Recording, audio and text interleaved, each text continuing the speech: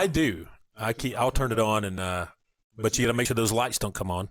Right. There's most cars have settings where you can keep your car running without the lights going. And that's a problem with mine. That's why it's either off or it's on. Okay. All right. Maybe we got to work on your car.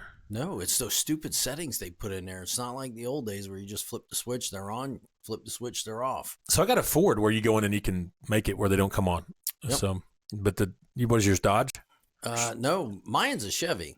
So this new Chevy doesn't have that capability. The other two vehicles I use, one of them, lights stay on regardless. Really? Yeah. The other one's still old school where you can turn them on or off. So my wife drives a Honda, and hers like that, where the parking lights are always on. The little running lights or whatever. Yeah. You cannot get them to go off. Nope. So even in the daytime, they're on. So yeah, that's not a giveaway. Yeah. So if you're sitting in the neighborhood at night, you always get your lights on. So I don't ever use her car for surveillance. So I always use mine.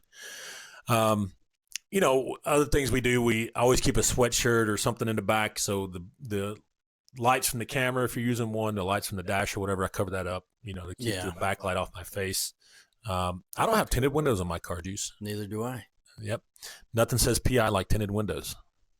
Yep. Some That's people like like to get putting a tinted neon sign out there. I've had tinted windows in my cars before, but I think it draws attention to you. Absolutely. Now, and if somebody walks up to look at me, I got to always keep a shirt or a sweatshirt, something I can cover up stuff if it's on my seat, camera, or whatever. I don't care if people look in there. I'm just a guy. Neither do I. I'm just a dude hanging out. You know what I mean? So, any thoughts on that, Juice, before we get a break and then get into some more stuff? No, I pretty much do the same thing. I wear dark color clothes for at night, or I've always got something sitting there that I can throw over the camera or the laptop, or right. I've even got a high vis yellow vest. Hey, I carry that and a hard hat in my. You go act like you're the internet guy. Oh yeah, I was out checking phone lines the other day. So I used to have a Google Fiber placard I put on the side of my cars, and I let some investigators borrow them, and they're missing. I need to get some more. Google Fiber placards are awesome. Yeah, but nobody questions that. I need to order some more so we can start using those. Yeah. But anyway, we're going to take a break. We'll be right back. Hey everybody, Macky here.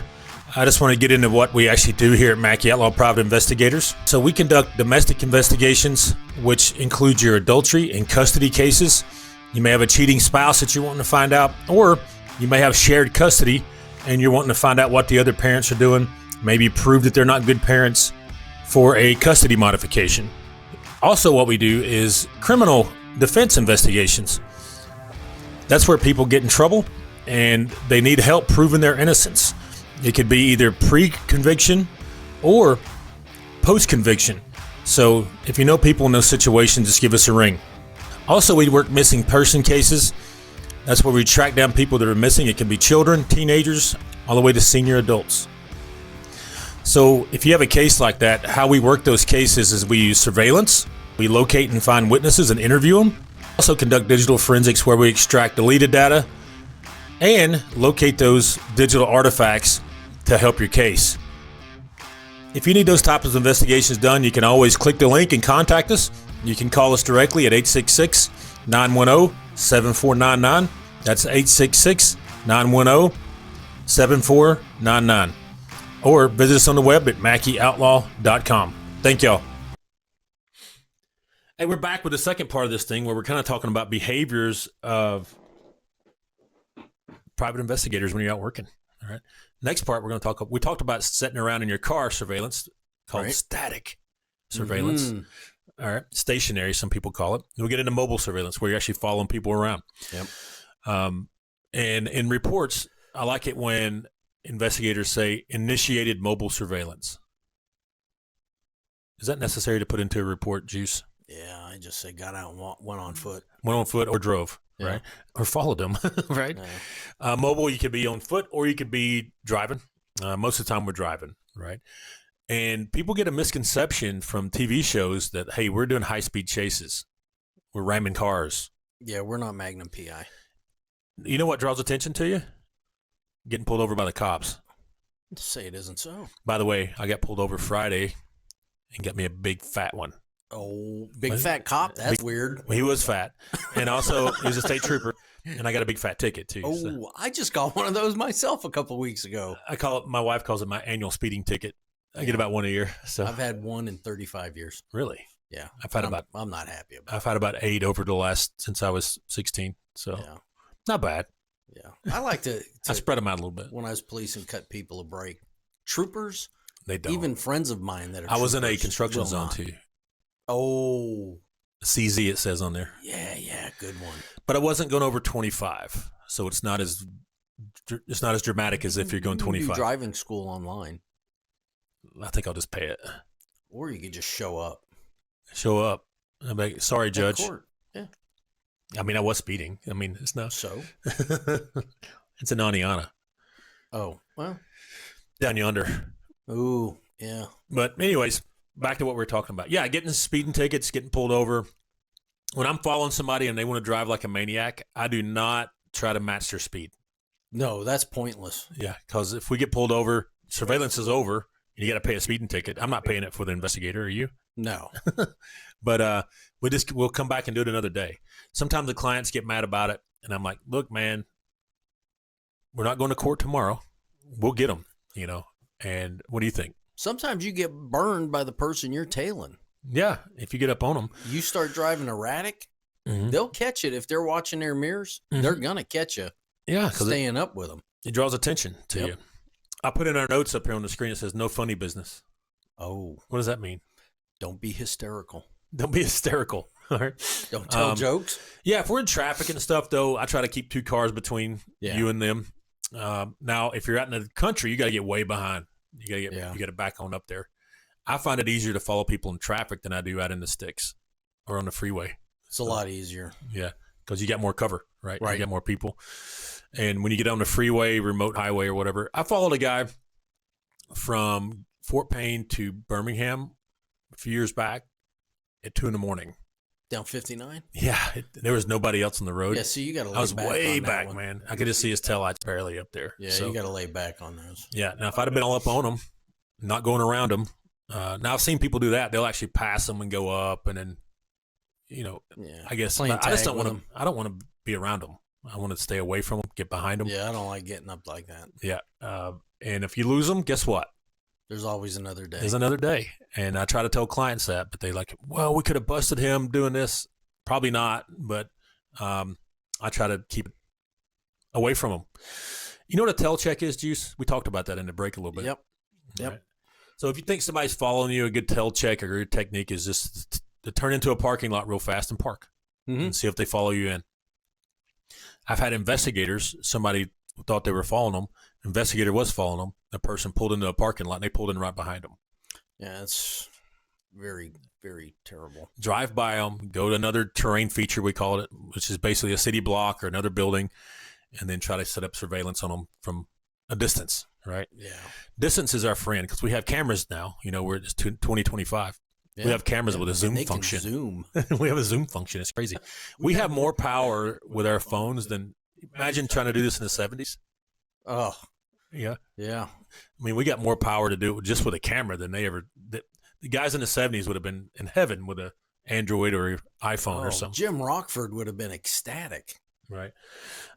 Rockford. You remember Rockford Files? Yeah. That's still on Prime, I think. Is it really? Yeah. But wait a minute. Did we shut down here, Juice? No, we're still going. My computer shut down. But anyways, yeah, we try to keep a distance and use the zoom function on our cameras. You can even do it when you're driving too. You can use the zoom function on your dash. What about dressing as a PI, Juice?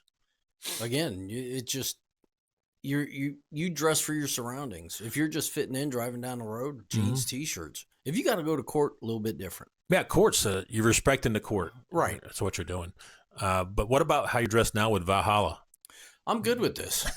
You fit right in Alabama. I fit in a lot of places, not only because of my dress, but because of all my tattoos. Yeah, and the only thing I would say you don't fit in with is the hat.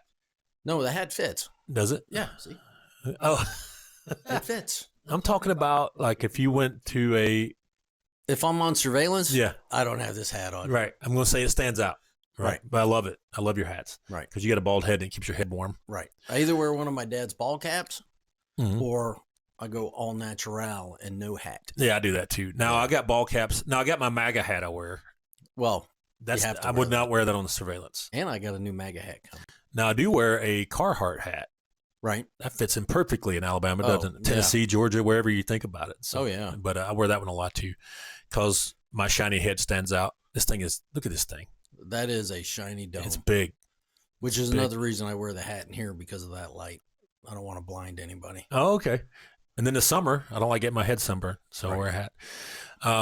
But business casual, that's where you get on your polo, long sleeve shirt, and slacks. That fits in too. You can wear that and get away with it, especially in Huntsville, Chattanooga, Birmingham, where people are, that's how they wear dressed for work. Yep. Now in rural Aniana, maybe not so much, but you still get away with it during the day. Right. Now, like we said, though, for court, though, we wear suit and ties and all that. We're dressed because we're respecting the court, and we want to be professional. But I rarely dress up anymore. Now, when I go to a business meeting, like a networking function, I'll still wear jeans, but I'll wear a button down or something. A nice shirt or something like that. But I rarely dress up. When I first started this, I was like, oh, I got to wear a suit and tie all the time. Nah. And I quickly learned, no, you don't. So you stand out like a sore thumb. Have you ever seen guys show up for surveillance like they're getting ready to go to war? The tactical guys? Tactical guys? Oh, yeah. This happened to me more than once with new investigators. Now, keep in mind, a lot of these guys, I did ride-alongs with them. We would go do cases, and they would dress fine. And then I finally put them on a real case, and I just showed up to help them out. And one guy looked like he had like a drop leg holster with a Glock in it, tactical pants, a bulletproof, he had on body armor. I'm like, dude, we're going to get garbage from a drunk.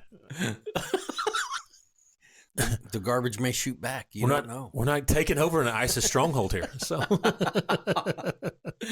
but I was like, what are you wearing? And he's like, man, I just, we're getting garbage. I thought it'd be good to be safe. I'm like, you're getting garbage. How do the garbage men dress? In jeans and a t-shirt. Yeah, they're not all tactical black because it's cool. And the most dangerous thing that's going to happen when you're getting garbage at 3 a.m. is maybe a cat or a possum jumps out at you. Yeah, or you'll hear a dog bark off in the distance. Dude, I had that happen one morning. I was grabbing garbage out, and a raccoon came out and like ran up over my arm. I peed my pants a little bit. It scared me. It happens at your age. It did. It scared me a little bit. All right. What else we got, Juice? I don't know. What's on your list? We've kind of got it all. That's it? Yeah. All right. Yeah. All right. So the next episode, though, we're going to get into dram shop and wrongful death. Nice. All right.